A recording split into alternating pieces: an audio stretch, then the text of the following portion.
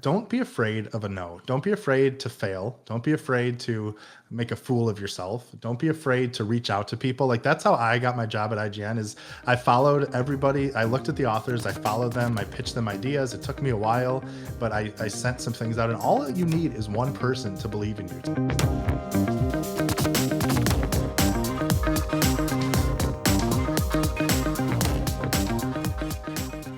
Good morning, everyone, and welcome to episode 103 of the Sandbox.Space weekly podcast. I, of course, am your host, Chris, joined every week by Pumpkin, who's in my lap, Baby Girl, who's over on the couch, and every week we bring a special guest. This week's guest is returning friend, longtime friend of both GDEX and me, Adam Bankhurst of IGN, among other things. How are you, Adam? I'm doing great, Chris. I was just saying earlier, our lives have been way too busy and crazy lately. So it's nice when we get an excuse to just talk for a while and hang out because I miss it. But it's an honor to be back, and I'm really excited to talk about some fun stuff. Yeah, I know the world's just so busy these days, and you've got a couple of kids that you are navigating, which is always an exciting adventure. It's the best. Takes So up all your time, but it's the yeah, best. but we got a lot to chat about. Real fast, some quick housekeeping. A reminder: we do the Sandbox.Space weekly podcast every week on Wednesday at noon. That is Eastern Standard Time, the best time, the Lord's time. And then we also have some GDEX stuff. So the GDEX.com, don't forget but we have our exhibitor applications up. Volunteer applications will be going up today. And also we had our first announcement, and I'm kind of curious. I don't know if you've seen this, Adam. Our first special guest announcement is Philip Bouchard, who was the project lead and one of the designers for the 1985 version of Oregon Trail, the game we're all familiar with that started many of us on our video game journey. So, Adam, we'll just jump right into it. What do you think of bringing Oregon Trail to GDEX? I mean, it's one of the more iconic games. It's one of those games that has transcended the world of video games, if that makes sense. I mean, pretty much everybody knows about Oregon Trail, dying from dysentery. Just like it's just such a classic image, and even if you've never played it, you kind of know what it is. And I think it's such a like I said, I think video games are at a point now where there's so much to look back on and celebrate from the past. So I think having one of the lead designers and leaders for this game, I think is such a special thing and really what GDEX is all about. And even though obviously the tech and everything was so different back then, there's so many lessons that can be learned from what they were doing when they had no playbook with a lot of these things. So I think it's really special to have someone like Philip to be able to be a part of this. Yeah, I'm super jazzed about it. I mean, I remember, back in my day, I remember playing Oregon Trail, and it was, most people don't think about it, but I believe to this date, still the most successful, like accounting for inflation, educational game. I think that's something that sounds right. So I think that's still true. There might be one that have snuck in that I'm not aware of, but it was one of those games that like everybody wanted to play, and it had enough like interesting depth that you could try. Like it was more than a lot of educational games. Like you do once and you're kind of like, all right, that was okay. Or it's just constant, like, here's math problems. So it's really just digitizing like a workbook or whatever. But the Oregon Trail really had a sense that you were like going through and discovering things, and there were different paths you could take. And I believe the 1985 version was the one that inserted the different characters, the different professions. And so that you could your difficulty was also tethered to the profession you chose and how much money you started with and stuff. And to your point, I think it's just exciting to see how do you handle all of these challenges that are technology based, because I think we've had this on a previous, I think last week even, but a lot of the focus of tech development in the game space has been GPU stuff. So, now it's ray tracing and path tracing is the big thing. And it's always the graphics, right? Got to get the graphics. But one of the interesting things we've been noticing is that a lot of the consoles and even high-end PCs are getting bottlenecked at the CPU level because all the simulation work, no one's really been keeping up with that. So take that issue and expand it, a bazillion times to just how small, the power on the Apple II was. It was, that was the computer that made Apple before the Macintosh, but it was not like a powerhouse in any way by today's standards. So they had to come up with some clever solutions. And I'm really excited to spend some time talking with him. Oh yeah, yeah. I mean, I was just looking it up real quick. I think the 1985 version of Oregon Trail and Apple II fit on a standard 5.25-inch floppy disk, which held about 140 kilobytes of data. Nice. It's wild to think of Yeah, that. yeah. I mean, the images we have on our phones are significantly bigger than that, you know? Seriously, it's insane. Yeah. And I think the other thing that's cool, one of the things I like about GDEX is that the whole point of got a pumpkin on the loose here. Hold on.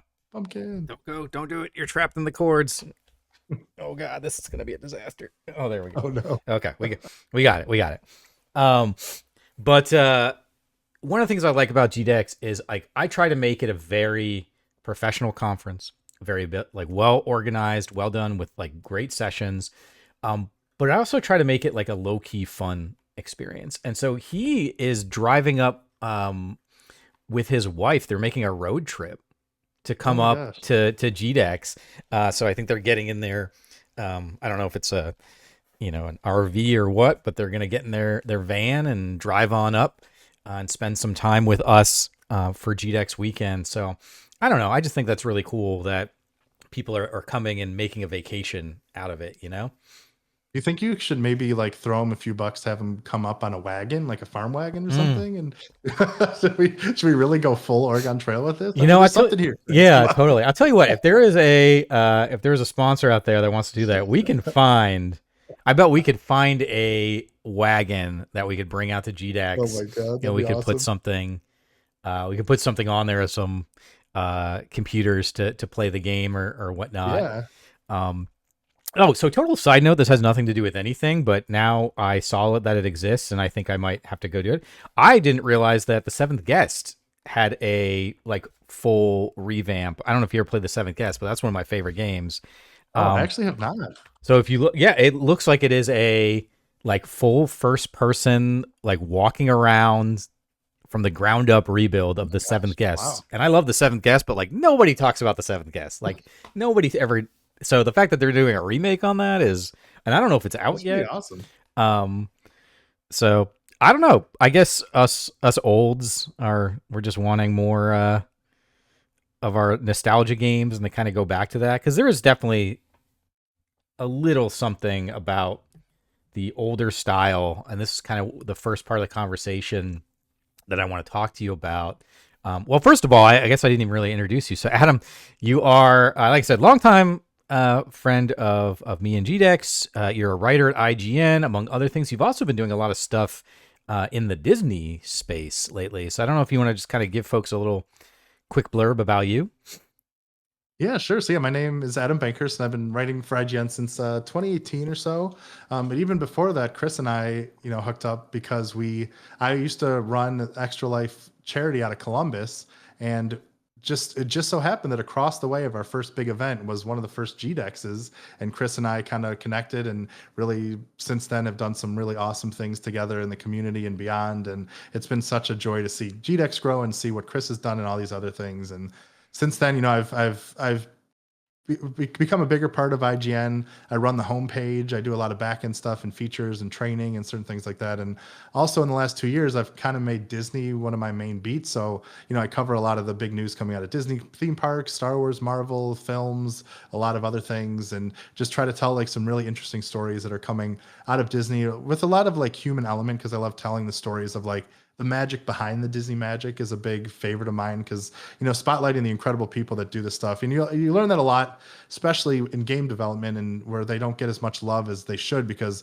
it's amazing the people behind the stuff you love is even more amazing sometimes than the games themselves. So I love being able to talk about that and tell those stories. So yeah, that's kind of a little quick whirlwind tour of me. Nice.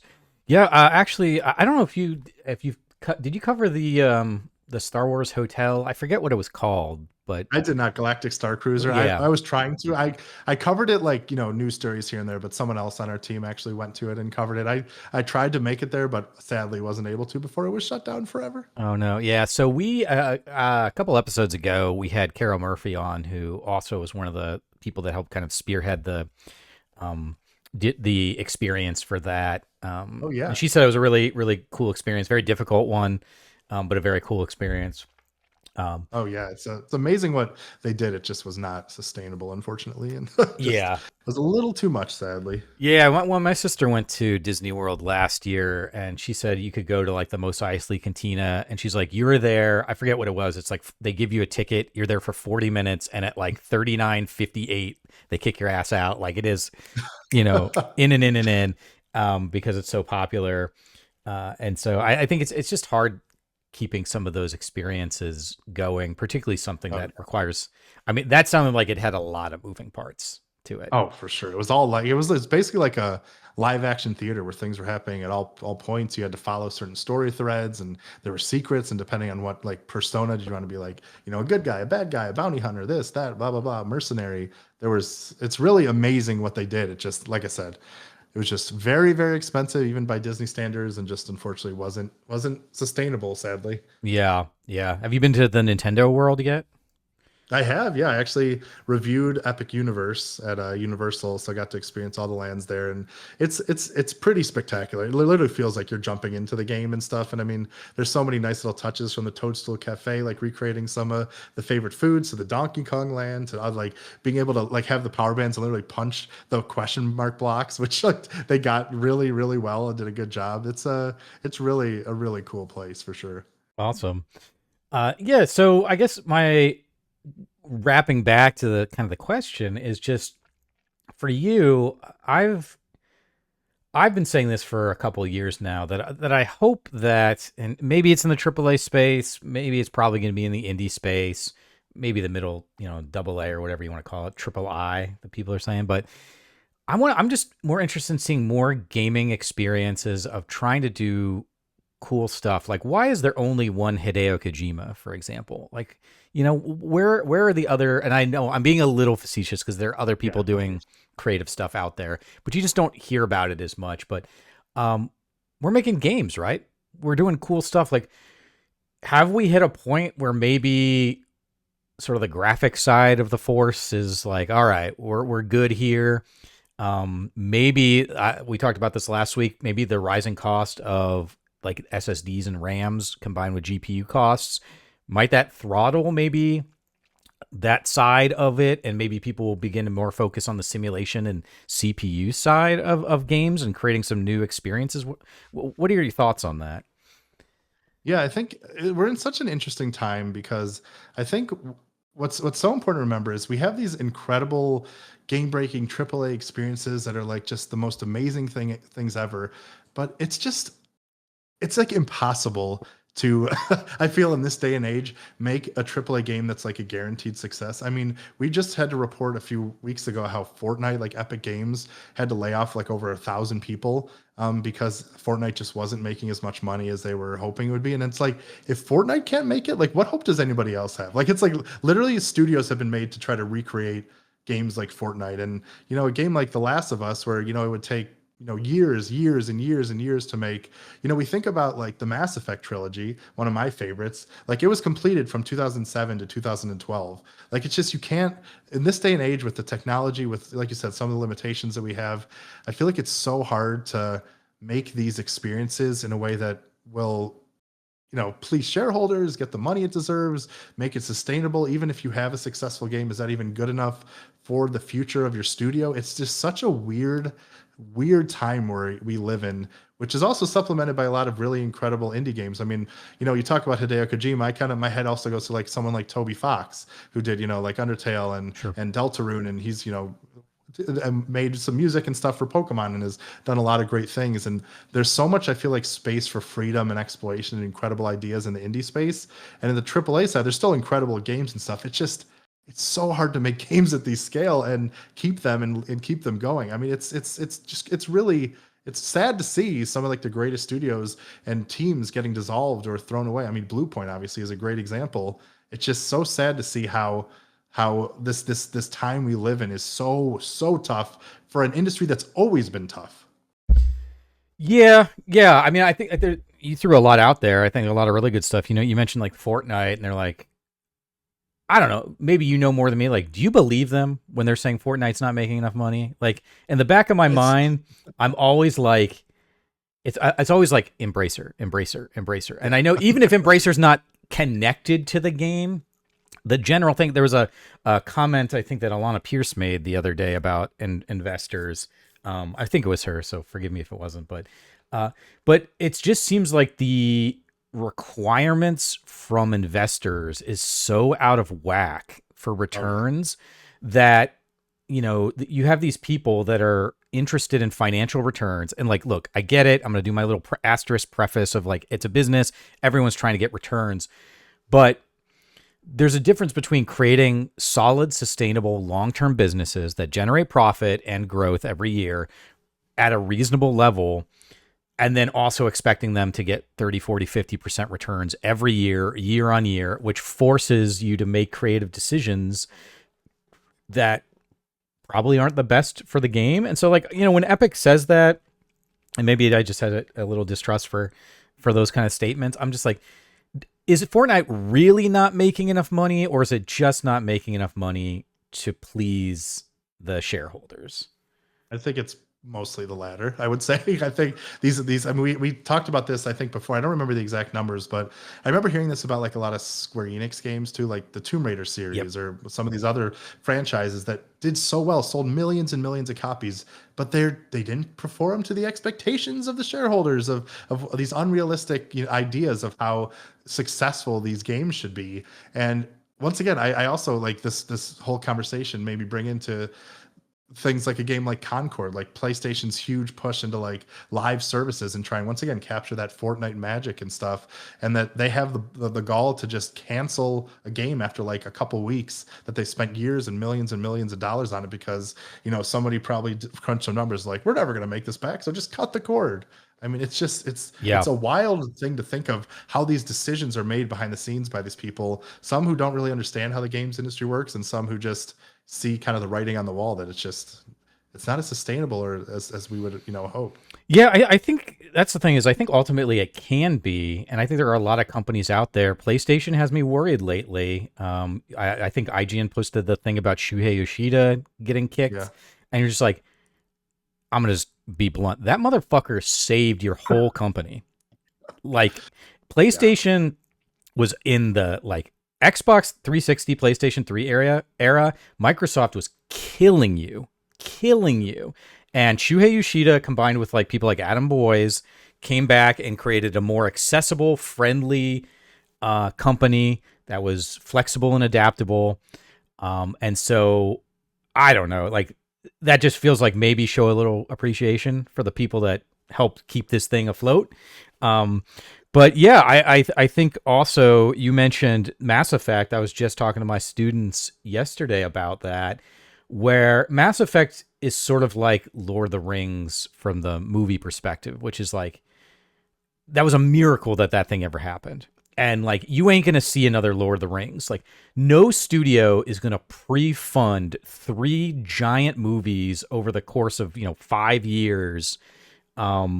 Just you watch the documentaries and they hired like 2 guys to just like build the chainmail link by hand, right? Like no studio is going to do that anymore, right? They're going to be like, can AI do that? Like, can AI build chainmail? And they're like, yes. Like, I don't think so, but sure.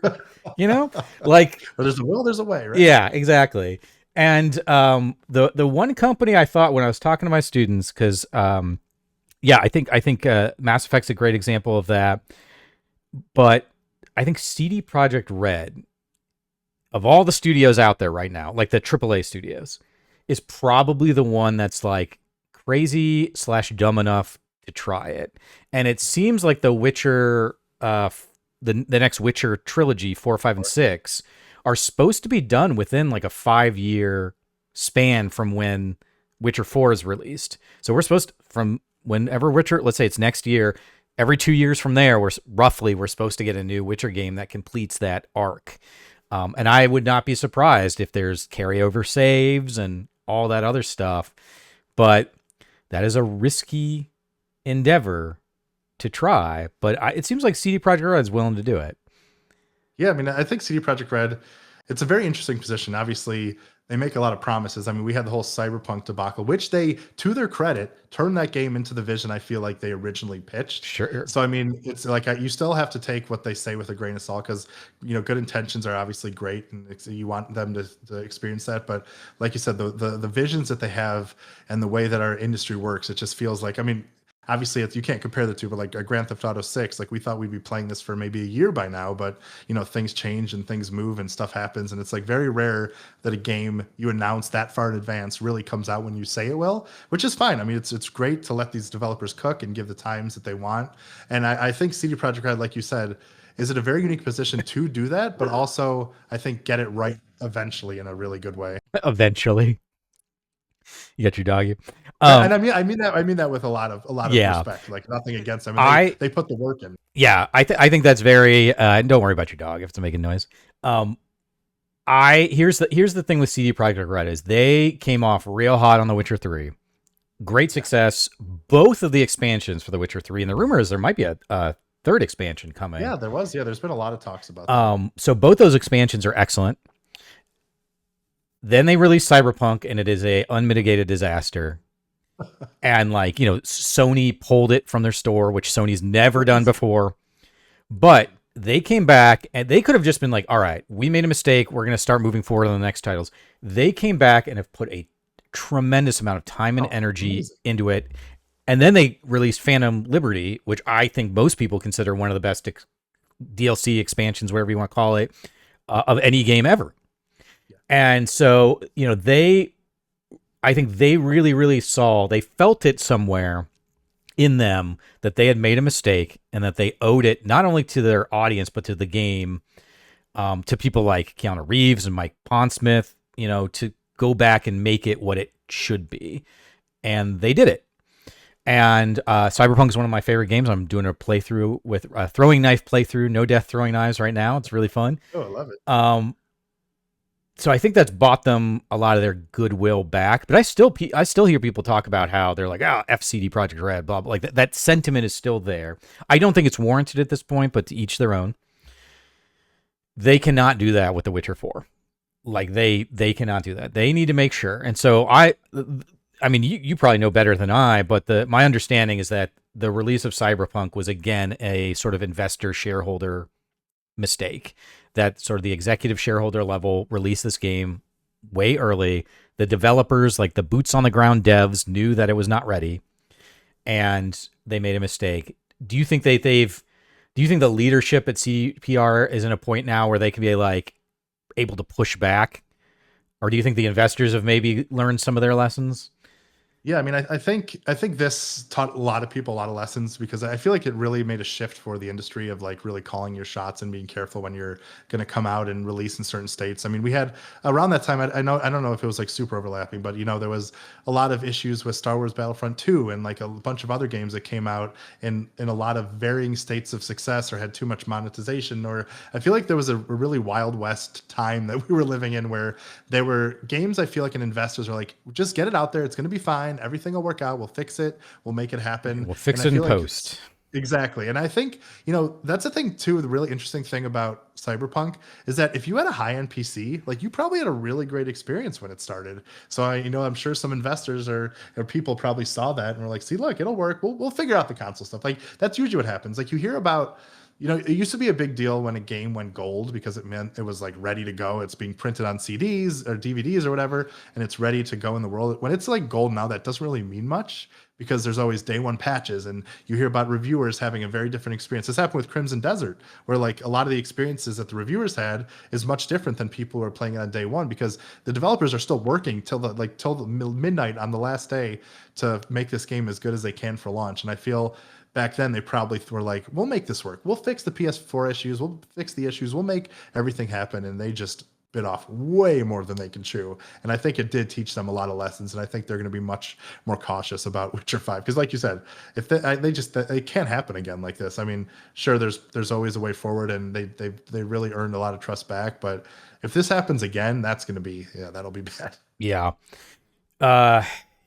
Yeah. I hope against hope, just based on all the content. I mean, just look at all the free content that has been delivered to Cyberpunk, outside of the Phantom Liberty. I mean, we're what 6 years into this game, and they just did a push for the PS5 Pro update for the PSSR Yeah. too. So Yep. I want to believe. I want to believe, man. I want to believe. I do too. Oh my god, I'm all about optimism and believe and stuff for sure. So you already talked about it, but GTA 6. Let's do some GTA 6 talk. So one of the things I want to lead into this, and I'm sure you're aware of this. Well, I'm sure IGN posted about it, but most players aren't playing games the way like we did when we were growing up, or we might get like a game a month or a game a quarter or whatever. It seems like most gamers these days like have one game that they kind of keep returning to, and maybe they branch out to something else, but they've got their, whether it's Fortnite or Destiny or whatever, they've got their one game. World of Warcraft, I've kind of gotten back on the World of Warcraft train lately. Yeah. Is GTA 6, is that going to be that game for a lot of people, you think? Does it have the potential to be that? Oh yeah. I mean, I think it's gearing up to be the biggest like entertainment launch of all time, and I think it's gonna really Well, create a platform. I supposedly mean, it's the most expensive entertainment product. that too. The Yeah. last rumor I heard is that it's approaching $3 billion, Yeah. and I I don't would know if not that be includes marketing or not.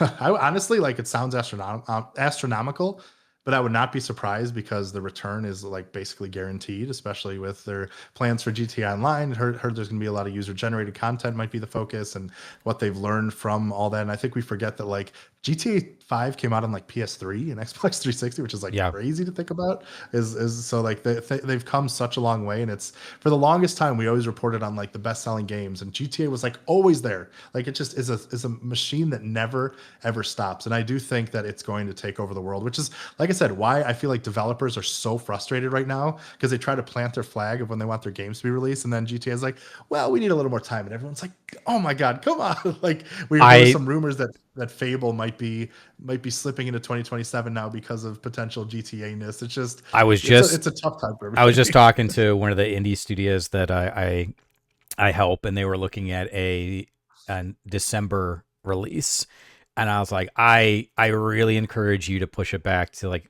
somewhere January to March, because For I sure. think if GTA 6 comes out, I don't remember the exact date. It's like the 22nd or something, or 28th of November Yeah, as their current something. plan. Uh, all of December is going to be eaten up by that game. All the Yeah, coverage. I because mean, all the IGN coverage will probably be about it. Like you're yeah. just Oh my god. you're not going to get seen in December. Because here's what we have to remember too. Like they haven't announced this, but if it's anything like GTA 5, so the game, assuming it's actually November 19th, if that holds, it's going to come out on November 19th. And then last time, like GTA Online didn't launch until about a month after, I think it was, or a little over. So I mean, the conversation is going to be dominated by the game, and then a month later, it's going to be dominated by GTA Online, and then going into the new year and stuff like that. So even if you are planning that December release to be like, oh, let's get away from GTA, that black hole is going to last for a very, very long time. I mean, even if it is, they'll do all launch day and date, which is possible. Like it's still, yeah, this game is, it's a, no, there's this, every site, every place, that's all they're going to be talking about: guides and reviews and theory pieces and ideas and secrets. I mean, it's literally going to take over everything. Like I wouldn't be surprised if game websites hire like GTA people. Literally, that's their only job, is to make content for GTA, because it's going to do incredibly well. Because GTA 5 content is still one of our most highest performing guides all these years later. Oh yeah, I wouldn't doubt it. Do you think it's going to live up to the hype? Yeah, I think yes and no. I mean, I think the tech and what it does, I think, is going to be just unlike anything we've ever seen before. But I don't know. It's GTA is an interesting thing because it's never like a lock for game of the year. A lot of times, like people give it 10 out of 10s. They say it's the greatest thing ever. But there's always things you can kind of pick apart about these games when they're so large, and the cohesiveness and all this stuff together. But as far as saying like live up to the hype, like quote unquote, I do feel that it will have the potential to live up to what GTA does, pushes things forward, gives you an experience you really can't have. I kind of make it akin to like Avatar. Like even if you don't love the Avatar movies as much, you have to respect the craft that goes into it. Like because you don't see things like this. Like you don't see games that have this much budget, that have this much production value, that have this much possibility. So I think in that sense of the word, it'll live up to the hype. But I'm sure people have issues with the story or the certain things here. GTA Online will be broken for a little bit, or et cetera, et cetera, et cetera. I think there'll be a lot of that. But I mean, if their track record's any indication, I have very little worries about how much it Yeah. will, Oh, hit that mark. it's going to be woke, didn't you know? GTA 6 Oh, is going of to be course. it's going to be too woke. Um, Get ready for Fox News and everybody to break it all down. It's gonna yeah. happen.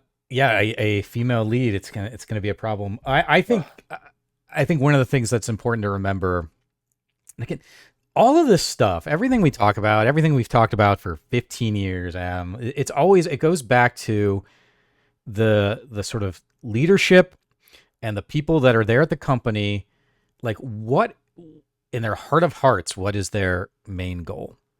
And I think with Rockstar, uh, they legitimately do want to make really good quality products. They are, and obviously, like GTA 6 is what 13 years in development or whatever. Like they could have released it at any point, and they want to make sure that it's what they want it to be.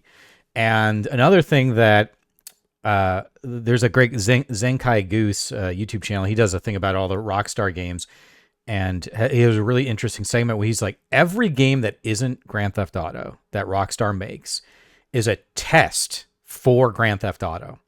They're testing mechanics, they're testing all these things so that they can put them into Grand Theft Auto and make sure. So it's like, Red Dead Redemption 2 is like, that's how they polish this to get it ready for GTA 6. Bully and even, Rockstar Table Tennis.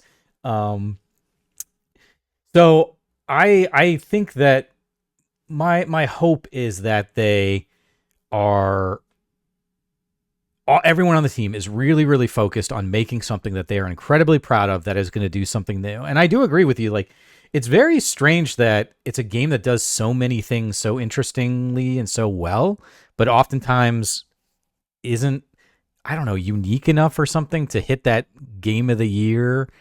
And Yeah, it's interesting. maybe that's because, like, I think the story, I never beat GTA 5. I got stuck in some, like, I don't know if I was glitched or whatever, but I think having a really strong narrative that ties it all together is how you kind of get across the line on these game of the years. Because to your point, I think technically, I mean, just look at the trailer. Like Oh, it's insane what's just the wild. simulation stuff that's going on. And supposedly they said that's all like real time. Like that's not Yeah. a pre-render cutscene. So okay, I will believe you, I guess. But it's pretty wild what they're able to do. But is it going to be like there's some tough competition out there? Like I think open world games. I mean, Cyberpunk has such a amazing like Night City is so amazing. The movement and fluidity of like the combat, I think that's something that where GTA has always kind of been a little lackluster. Like even GTA 5 is a very like kind of janky movement shooting system. So Yeah. have they smoothed all that out? And then there's just things that like in Cyberpunk, like are we gonna have double jump and like dashing and like it's going to be a different experience. And I'm wondering, is it is the GTA formula kind of past its prime or not? The game mechanics formula. I don't know. Yeah, it's a tough thing because it's been going on for so long, and they've been riding this train, rightfully so, for so long. And I think what's interesting too, like you mentioned, how like their other games are kind of test beds for the future. And I do think one thing that I think people took a lot from Red Dead Redemption 2 was the story, was the character, was Dutch's gang, was a lot of really great twists and things like that. So hopefully that level of writing and side quests and like world building and things that happen when you're just walking along the streets make the world feel alive, because I think that will make a huge difference in like pushing the GTA formula forward, is like not having it just be like script can things here and there, but making it feel like this world is living even when you're not, a part of it. I mean, I saw this like Crimson Desert, bringing that up again. I saw like a video. There's like a lighthouse or something that's being built, and if you like pass time or sit there, you could literally watch it being built over hours of in-game stuff happening. And it's like that level of detail that nobody probably would ever see. But there's that level of like the world is alive even when you're not there. I think is kind of what would push that forward. And yeah, so I'm sure they'll improve the shooting and improve certain things here, and obviously there'll still be the fun cheats that you can play with and break the game and stuff like that. But I think what really will make this game separate or separated from the past and push things forward is that world. Like I think if they can really nail that and make it feel like a living, breathing world, even more so than GTA 5 and stuff, that's when I think it can really reach like another level, in my opinion. Yeah, that brings me to you and I, man. We're in sync here because that brings me Yeah, man. to the next thing I was going to mention, which is Vice City. We're going back to Vice City. I think Vice City has the ability to do some amazing, like, the focus on neon and things like that. Like, again, Cyberpunk Night City is like the game. Like, you are just a part of this larger thing that is happening. And, Cyberpunk's a very oppressive, dystopian kind of thing, where I think Vice City is a more like opportunity, optimistic kind of thing. But yeah, can they create that sense that Vice City is just this amazing place where anything is possible and you're making your mark on the world? That's pretty exciting. It is. And I think it's a very smart move because the Vice City of it all is very much also like a nostalgia play because we're all going to remember the locations and then beats and things and stuff. But obviously, the world's going to be so much bigger and more alive and stuff like that. But I think it's a smart move to like please fans of the series to be like, we're back, but also giving us so much more to experience. Like you said, hopefully make a difference. Like, I don't know, maybe can take over a block and start building high sky rises or get real estate or like make big changes. Like we've seen kind of hints in Fable where like your actions really have impact on the world and how people treat you and react to like you thanks to your actions in the game. I mean, I think there's a lot of opportunities for that if they can make something work. Yeah, totally. And the thing here, I think there's another open question, which is they're going to be adding content to this game. Ignoring the GTA online component, they're Right. going to be adding content to this game for years and years and years to come. Is it going to be the CD Projekt Red where it's all free and you get to experience it, or is it Rockstar sort of has they got a little bit of a history of charging for everything? I mean, like, where is our Red Dead Redemption 2 60 FPS next gen Yeah, right. version? Like, where the hell is it, right? And Right. everyone's like, wow, they're just holding on to it because they're gonna charge you for a director's cut or whatever. And like, I would have believed that 3 years ago, but like, is this director's cut like being pressed into a diamond? Like, what the hell is taking so long, right? It just leads me to believe they're just not even doing it, which is weird because I think IGN posted an article about how Red Dead Redemption 2 is like one of the isn't it like the third best selling game of all time or something? Something crazy. And so like you don't want to throw us another director's cut over here? Give me my 60 FPS. I want to go back and play that game. But do you think that uh, part of that living city is going to be, are they going to keep adding content where you can make, I don't know, apartments and sky rises, and cars are a given, I think, but it would be really cool. I think one of the big things that a lot of open world games suffer is like the density of action. They tend to expand out into these large things. But like, can we go into every shop, for example? Yeah. What do you think? What do you think they're going to give us? I mean, honestly, I do think a big focus is going to be on GTA Online because I think I can imagine there being some kind of seamless thing where I mean, you could. Well, actually, I don't know if you're going to bring your character because we already have a main character.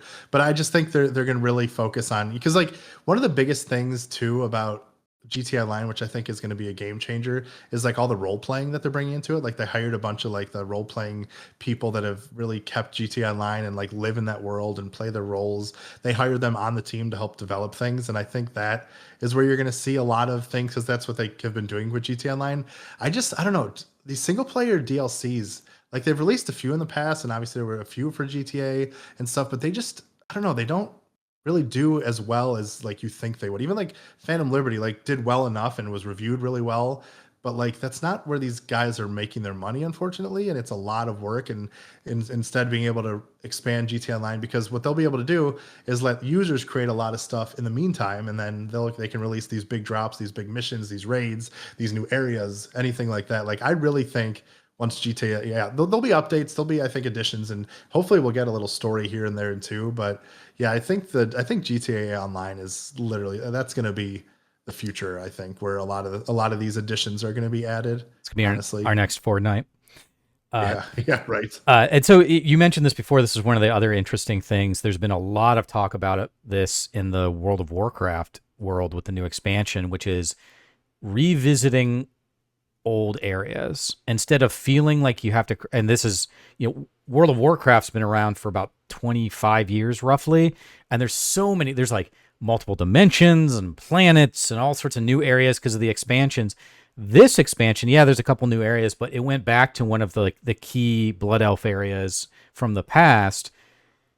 I think going back and spending time revisiting older areas that people have a connection to, I think a lot of times gives you, I hate to say more bang for the buck, but it just gives you a stronger connection Oh than yeah. constantly making new areas, right? Like they could have made, I don't know, Havana or something, or, Paris or whatever. But going back to Vice City, like you said, there's going to be a lot of, for us nostalgic gamers, because Vice City was that was my favorite, you Yeah, know. a lot of people's. Yeah, it was the one I enjoyed the most, even though it's not the most technically sophisticated or whatever. But Right. um, I see a lot of companies starting to do that, and they're doing it more than just for nostalgia. Like they're taking an honest look at what made this area, what made this city exciting for players, and putting really smart thought into it. Yeah, and I think we even saw that too. Like, I don't want to spoil it for anyone who hasn't played yet, but even like Pokopia, like the Pokemon kind of life sim game, has kind of a big tie to other games and certain things, and they do kind of really interesting ways of giving you new experiences that feel familiar, that give you that kind of touch hold to something that you've had before. And I think it's a really smart play to do that. I mean, obviously we love new things, and I don't want them to ever stop, but when you've built up that nostalgia over years and decades, it's smart to mine it because that's why people fell in love with the first place. So if you give them that like little nugget, they're definitely going to come back for more and want to see what's changed, what's new, what's addition, stuff like that. I think it's a really smart move. Yeah, yeah, I agree. I think when you've got something that works and that you're really proud of, like, as long as you're treating it with respect. Yeah, as long as it's not like in your face, like, wow, here this is what Yeah, happened last time, blah blah and blah blah. yeah, you get Got to do it smartly, all, but all your member berries. Yeah, for yeah, sure. exactly, exactly. So, I guess in our final thought in GTA world, you think it's coming out November? The ultimate question. I mean, if I had to bet on it, there's still like a part of me that says like no. I think we're gonna get like one more little delay, but I don't know. It's one of those things where I'll believe it when I see it when these games are gonna come out because because a lot of times fiscal quarters will go until like March or something. So if they bump it a little bit further, it's not really going to impact things too much. So I think that's why they do a November date because they do have that wiggle room to not really impact their financials quite as much. So I think they're giving themselves a little bit of things there. But hey, I'd love to see it. That'd be awesome, especially for other developers, so they can finally not be worried about releasing their game. Yeah. All right. Well, let's go into some challenging topics. You mentioned that just how challenging and difficult it is in the video game world right now. I deal with this a lot, working with indie studios, advising and mentoring both studios and individuals. But it's tough out there. It's a rough place. So in what you've done and the work that you have been doing at IGN and elsewhere, I mean, what are some thoughts or some suggestions for folks to maybe make as smart a moves as they can given where the industry is, whether that's in creating a game or building a company or just developers and students in general? I mean, what are some of the kind of things you're seeing out there?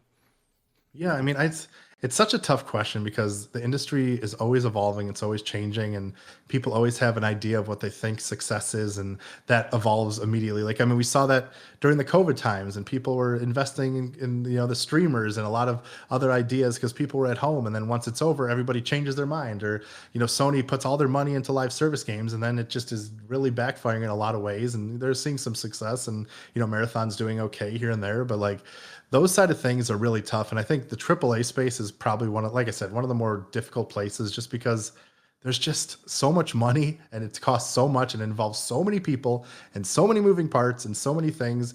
And it's kind of a crapshoot to like see what's going to be a success. Sure, there's still a lot of successes and things like that, but I don't know. I still think, and this has always been kind of true of the indie scene, is that I feel like the creativity and the surprise and the spark really comes from that community. And I think I don't want people to be kind of discouraged that it's never going to work out and you're going to get laid off and it's going to be a terrible path because we see so many successes. I mean, obviously we can link to like the whales of like a Balatro or some of these big games that kind of take over the conversation, almost win game of the year, which is an amazing thing by like a solo developer like that did most of the work by himself. And I think the most important thing is just to, I think, really believe in your vision and have like a clear path. And I think what's really important too, like I talk to people about this all the time, is like your game is very important, obviously, but it's how you message it that's even more important. It's how you package it, it's how you present to people.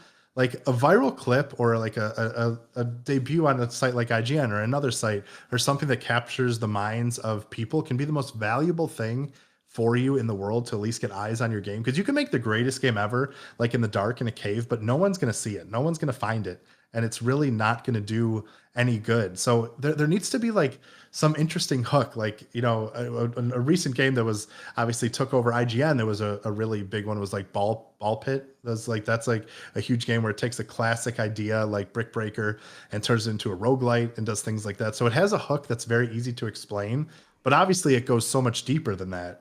And but getting out there and being able to like really present it in a good way, like get your media kit together, get clips, get a trailer, offer exclusive like clips or footage to a site like IGN or GameSpot or whoever you like to see and what you want to be on there. I mean, I think that's really one of the most important things, because I feel like I see a lot of, especially indie developers and solo developers, present games like they share too much information, or they share giant gaming clips that no one's really going to watch. But really, in today's day and age of, you like to say doom scrolling or finding things where our attention spans are 5 or 6 seconds, it's really important to be able to get that hook, like to find someone. Like that's what you talk about when you make reels on TikTok or Instagram. It's like the first 3 seconds are the most important thing of anything, because people are just going to wipe it away and try to do all that stuff.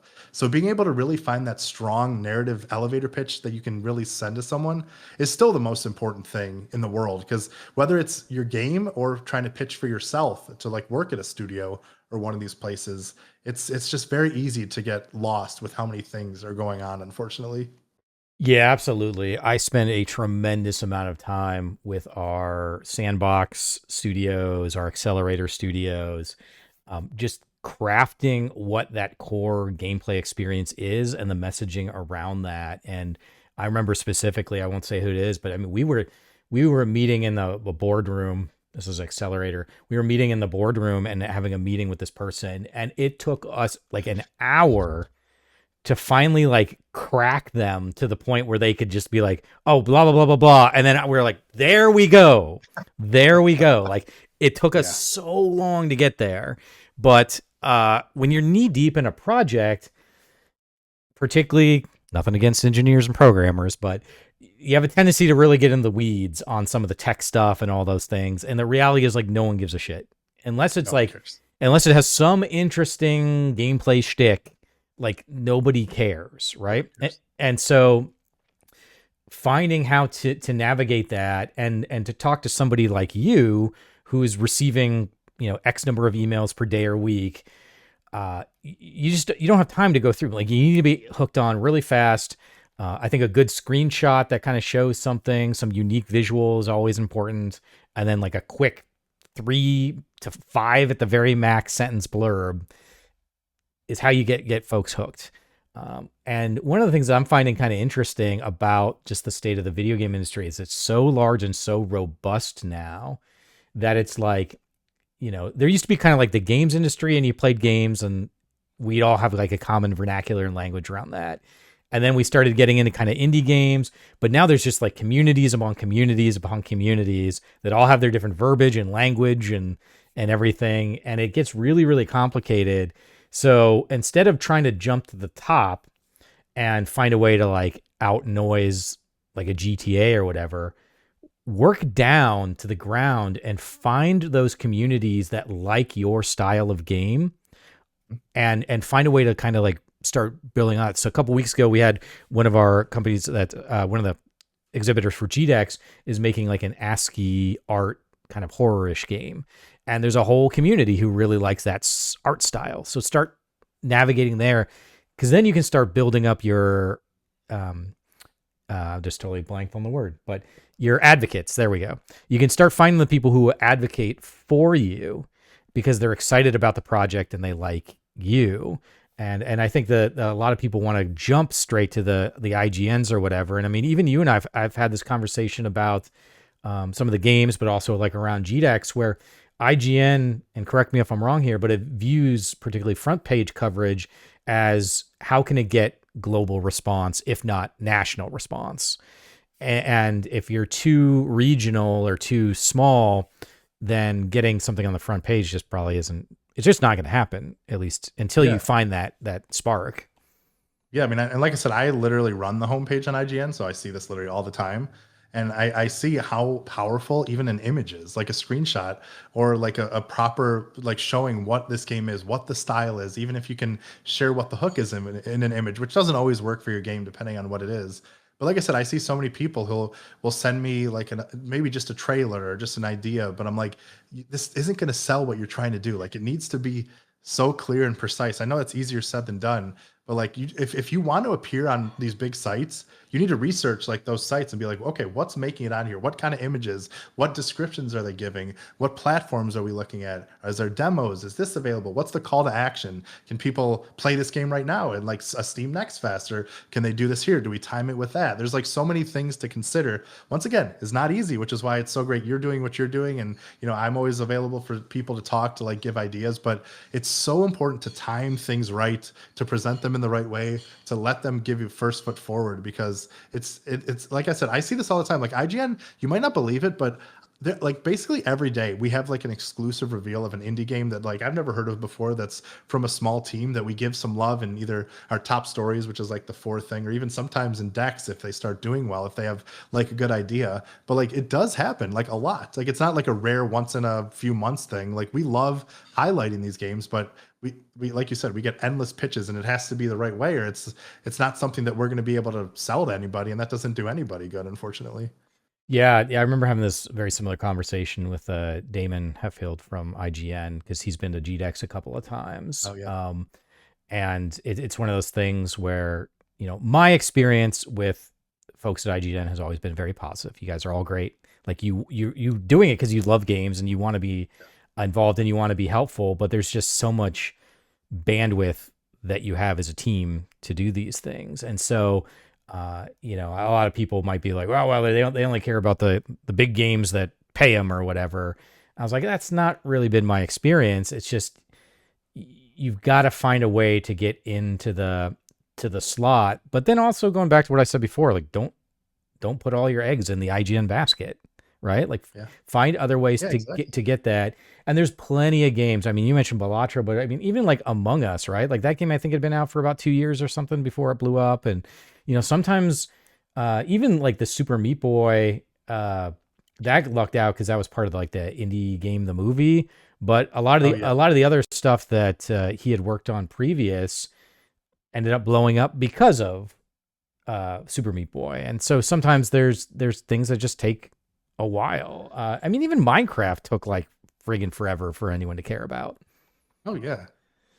I mean, like you said, even Fortnite. Yeah, Fortnite wasn't even going to be what it was going to be. It was going to be some PVE type thing that no one was really caring about until it switched to what it is today. But yeah, it's all about messaging and what gets out there and what people attach to. Yeah, it's funny. Fortnite's always funny. I played a little Fortnite with my friend, but I always hear about the whatever it was, the like zombie horde, whatever it was going to be. Oh yeah, I was like, that actually sounds way more up my alley than what right? Fortnite I became. thought that too.